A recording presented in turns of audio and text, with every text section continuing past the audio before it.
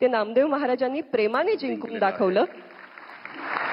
आणि आज पुन्हा एकदा सर्व मराठी साहित्यिकांची ही मांदी आळी या ठिकाणी जमलेली आहे प्रेमाने दिल्ली जिंकण्यासाठी।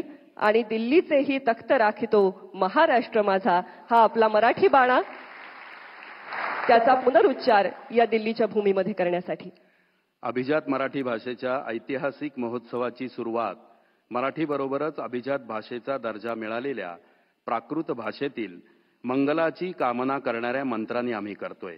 एक काश्मीरी आमची छोटी बहीण हा मंत्र म्हणणार आहे। यापेक्षा आनंदाचा क्षण तो दुसरा कुठला असू शकतो। 2500 वर्षापूर्वीचा हा मंत्र आपल्या माऊलींच्या पसायदानासारखाच पवित्र। रुकैया मकबूल यांना मी आमंत्रित करतो नवकार मंत्र म्हणण्यासाठी। रुकैया मकबूल। अरिहंत सिद्ध आचार्य उपाध्याय साधू सज्जन मंगलदायी मंत्र आपल्या महाराष्ट्रातील सगळ्यात प्राचीन जैन गुफेमध्ये तो कोरला गेलेला आहे।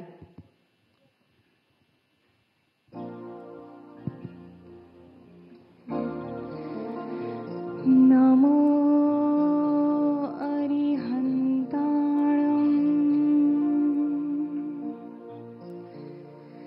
नमो सिद्धाणं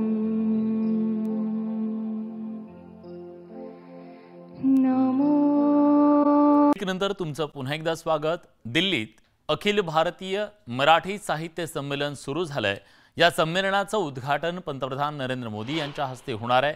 या कार्यक्रमासाठी मुख्यमंत्री देवेंद्र फडणवीस देखील उपस्थित राहणार आहेत। थोड्याच वेळात हा कार्यक्रम सुरू होणार आहे। या कार्यक्रमाला मोठ्या प्रमाणात साहित्यिक दाखल झालेत। याचा आढावा घेतलाय आमचे प्रतिनिधी प्रशांत लीला रामदास यांनी।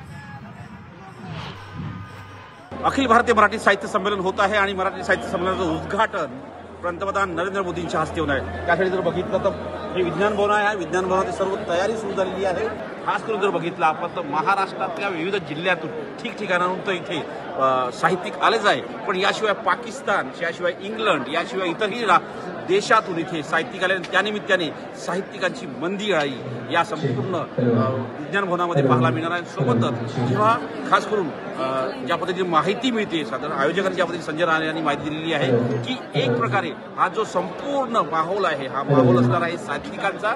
आणि जिथे मराठांनी जिथे तळ ठोकला होता अशा तालकटोरा रोडवरती देखील तिथे साहित्य संमेलन होणार आहे आणि त्यासाठी सगळं तयार झाली आहे। मोठा ग्रंथोत्सव देखील होणार आहे। आता प्रतीक्षा आहे फक्त विज्ञान भवनामध्ये पंतप्रधान नरेंद्र मोदी यांची। नवी दिल्लीहून व्हिडिओ जर्नलिस्ट नीरजसह प्रशांत रामदास, न्यूज 18 लोकमत। यासोबत बुलेटिनमध्ये आपण एक छोटासा ब्रेक घेतोय। कुठे जाऊ नका, पहा फक्त न्यूज 18 लोकमत।